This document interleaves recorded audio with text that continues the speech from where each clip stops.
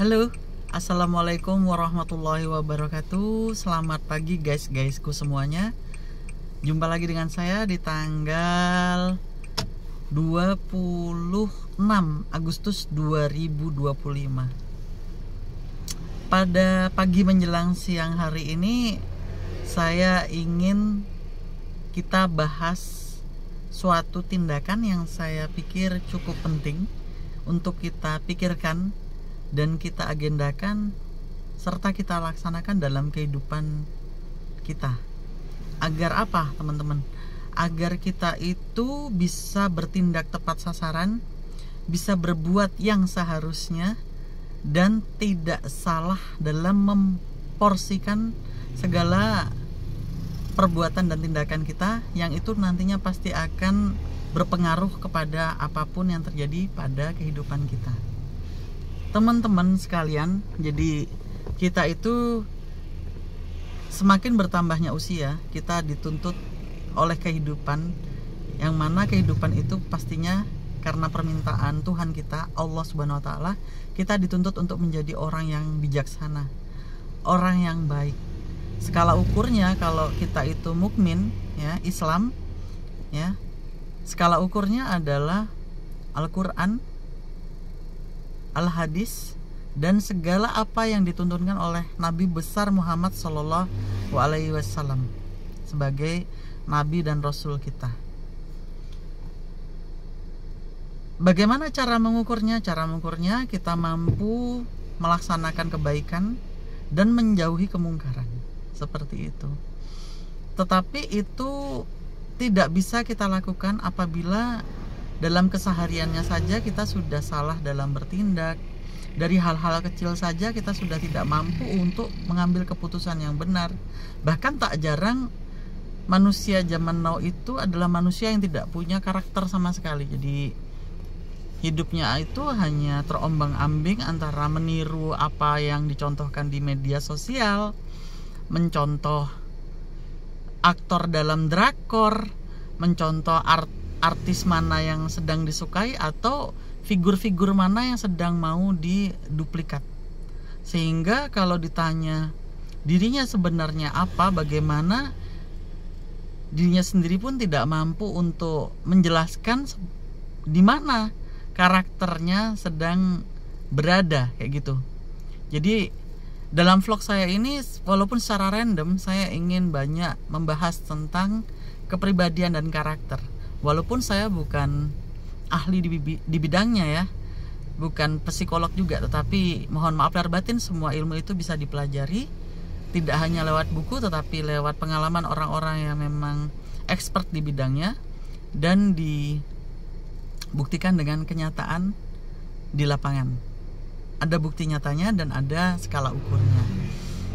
Maka kembali ke topik awal tadi, saya ingin membahas pada pagi menjelang siang hari ini bagaimana cara kita menumbuhkan kepercayaan diri kita kepada diri kita sendiri dan kepercayaan diri kita kepada orang lain, yang mana kepercayaan diri itu akan sangat berpengaruh kepada karakteristik kepribadian kita.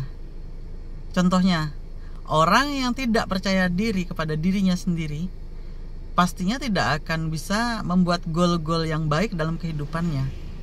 Jangankan untuk merencanakan atau mengagendakan sesuatu, hidupnya hanya lelah dan habis dalam mempertanyakan sebenarnya tindakan saya ini benar atau salah, sebenarnya saya ini orang baik atau orang jahat, dan bla bla bla bla. Demikian juga di aspek yang berikutnya, apabila orang tersebut tidak menaruh kepercayaan sama sekali kepada orang lain, pertanyaannya, dan perlu saya ingatkan kembali, kita ini adalah makhluk pribadi dan makhluk individu dan makhluk sosial, yang mana makhluk sosial itu harus mampu bersinergi dan berkolaborasi dengan orang lain.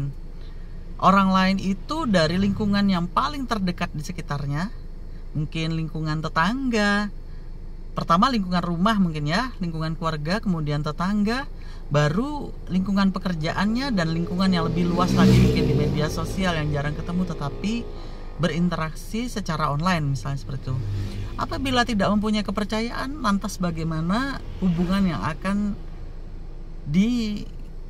berlangsungkan, pastinya jangankan mengharap kebaikan, pastinya yang terjadi hanya adalah efek-efek keburukan, karena tidak akan ada kebaikan yang direncanakan dari sesuatu yang tidak kita percaya. Jadi bagaimana caranya untuk memupuk kepercayaan diri yang tidak berlebihan tetapi pada porsinya tersebut, dan kepercayaan diri kita kepada orang lain? Caranya adalah kita harus mampu mensikapi setiap keadaan dan yang terjadi, yang diizinkan oleh Allah Subhanahu wa taala kita lihat dan kita dengar, apalagi yang kita rasakan, dengan porsi yang benar. Maksudnya bagaimana? Maksudnya begini. Suatu contoh, kepercayaan diri misalnya. Semua orang itu kan punya kompetensi, punya kemampuan, punya kelebihan dan punya kekurangan. Di saat kita melakukan sesuatu yang benar, kita harus mampu membuat skala ukur penilaian apakah benar itu hanya benar menurut kita, tapi tidak benar menurut konteks sosial atau menurut orang lain. Atau di saat kita sudah berpikir itu salah, apakah memang betul-betul salah, atau hanya kita saja yang sok perfect atau terlalu berambisi untuk mendapatkan sesuatu sehingga kita menjalankan sesuatu yang bahasa gaulnya lebay, menubruk ketentuan kesana dan kemari hanya untuk mendapat label kita itu percaya diri untuk melakukan sesuatu yang dianggap orang lain mustahil untuk dilakukan, dan kita mampu melakukannya di saat orang lain tidak mampu melakukan, misalnya seperti itu.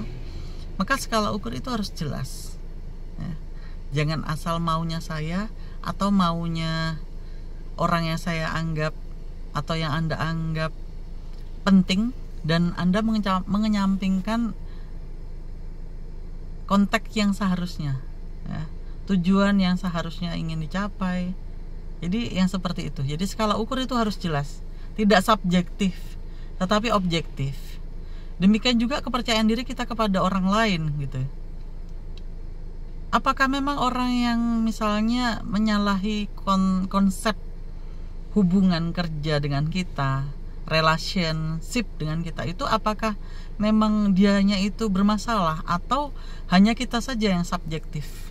Kita yang memang selalu parno dengan dia, yang dia pasti membohongi saya, dia pasti mencurangi saya, dia pasti mempunyai itikat yang tidak baik dengan saya, sehingga Anda tidak percaya itu hanya karena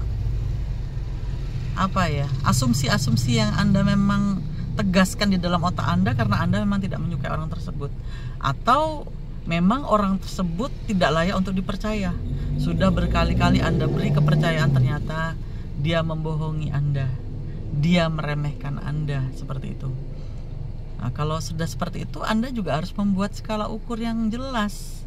Contoh, kalau memang orang itu tidak bisa dipercaya, ya jangan kasih kepercayaan lagi. Kenapa Anda buang-buang waktu? Dan apabila Anda bertemu, ini juga pembunuh mental nomor 1 ini, orang yang menyepelekan Anda dalam bentuk apapun. Pernah nggak sih teman-teman misalnya mengalami, mungkin di dunia kerja ya, misal Anda dulu itu memegang posisi apalah, posisi penting apa, terus kemudian tidak memegang posisi itu lagi, misalnya seperti itu. Terus tanpa Anda sadari dan tanpa Anda pikirkan, beberapa manusia yang mungkin gila tentang posisi tersebut, karena sudah menganggap Anda itu sudah tidak di posisi yang penting itu, posisi-posisi yang penting itu, lantas mereka ada perubahan sikap, jadi kayak meremehkan Anda, mengenolkan Anda, tidak menghargai Anda, baik secara kata-kata, baik secara mungkin bahasa di WhatsApp atau bahasa di media sosial lainnya, apalagi kalau pas bertemu seperti kayak mengecilkan. Kalau Anda menemukannya seperti itu, Anda harus justru berbahagia, karena sangat sulit loh menyaring sari buah yang segar dan sari buah yang busuk. Itu perumpamaannya ya. Jadi kalau Anda itu misalnya mengalami itu gitu ya, saya pernah, jujur saja saya pernah. Kenapa saya bisa berkata begitu? Saya pernah di posisi tersebut. Saya pernah merasa yang dulunya orang itu kayak menghargai banget sama saya, ternyata kemudian kayak meremehkan banget dengan saya, karena mungkin dia hanya memandang saya dari persepsi suatu posisi kayak gitu ya. Dia tidak menghargai saya sebagai seorang manusia yang nilainya seperti apa kayak gitu. Karena kalau saya sendiri aja tidak pernah membeda-bedakan manusia cuman karena kastanya, karena hartanya, apalagi cuman karena posisi sementaranya yang mungkin bukan di perusahaan pribadinya. Boleh sombong kalau itu perusahaan punya orang tuanya, punya pribadi, punya dirinya sendiri, itu boleh sombong. Tapi selama kita itu masih sama-sama konteksnya bekerja di instansi atau di tempat yang bukan milik kita, saya rasa tidak perlu ada hal-hal yang semacam itu. Karena nasib itu seperti roda berputar. Apakah tidak malu jika suatu saat nanti gantian posisinya mungkin lebih di bawah kita, misalnya seperti itu. Mau ditaruh di mana mukanya, apalagi di saat misalnya seseorang tersebut akhirnya nanti membutuhkan bantuan kita. Maka kembali ke konteks yang tadi saya sampaikan, jangan pernah sakit hati jika mengalami itu, tetapi bersyukurlah. Bersyukurlah bagaimana? Rencanakan dan agendakanlah keberhasilan Anda yang tidak bergantung kepada siapapun kecuali bergantung kepada Allah. Sehingga suatu saat nanti jika orang-orang yang sudah Anda temukan itu memang meremehkan Anda, bahkan menghina Anda secara langsung maupun tidak langsung, Anda kan tidak mungkin terbodohi lagi dan terbohongi oleh orang-orang semacam itu. Dan kita jangan sampai seperti itu. Dan jangan dendam. Dia begitu karena dia belum tahu saja. Mungkin nanti baru bisa insaf kalau Allah sudah memberikannya tempat yang sangat di bawah. Kemudian Allah sudah membuatnya diremehkan banyak orang, dihina banyak orang. Mungkin dia baru akan insaf. Karena yakinlah semua kebaikan akan kembali kepada yang melakukannya, dan yang melakukan keburukan pasti akan kembali juga kepada dirinya untuk mendapatkan keburukan tersebut. Jadi tetapi kita harus bisa memaknai. Makanya saya buat vlog ini, banyak orang yang mungkin memaafkan, menganggap tidak terjadi sesuatu, tetapi tidak mengambil hikmah di situ. Akhirnya besok lagi masih terjebak, masih terbodohi, masih tertipu. Ya, bahkan tak jarang manusia tersebut tidak menyukai sesuatu yang dia dapatkan dari orang lain, tetapi dia pun melakukan itu. Yang saya maksud adalah orang yang tidak suka dihina oleh orang lain, tetapi dia menghina orang lain. Orang yang tidak suka melihat orang lain itu yang membeda-bedakan orang secara tahtanya, secara jabatannya, secara kasta ekonominya, tetapi secara tidak langsung juga dia sangat muntuk-muntuk kalau sama orang yang dia rasa punya kedudukan yang tinggi atau punya harta yang banyak, tetapi dia sangat abai dan sangat menyepelekan dengan orang yang dia rasa kastanya lebih rendah darinya. Kan lucu, berarti kan tidak sinkron apa yang dia benci dan dia lakukan. Toh nyatanya dia melakukan sesuatu yang dia benci. Bagaimana bisa kita mempercayai orang yang semacam ini? Maka untuk memperbaiki kepribadian dan menciptakan karakter yang baik di diri kita, belajarlah satu hal inti yang akan saya sampaikan pada pagi menjelang siang hari ini. Sesuaikanlah antara pembicaraan Anda, pikiran Anda, dan perbuatan Anda. Jangan pernah menjadi jargoni, dan jangan pernah capek-capek terus mengintrospeksi orang lain, bukan introspeksi diri.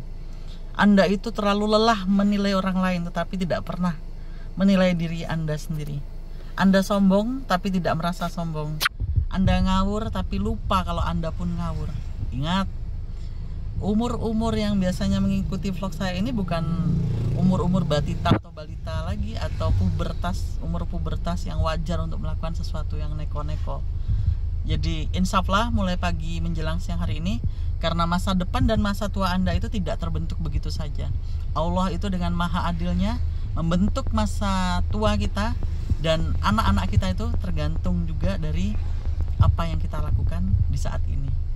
Maka jangan sampai melakukan kesalahan yang diulang diulang dan diulang lagi.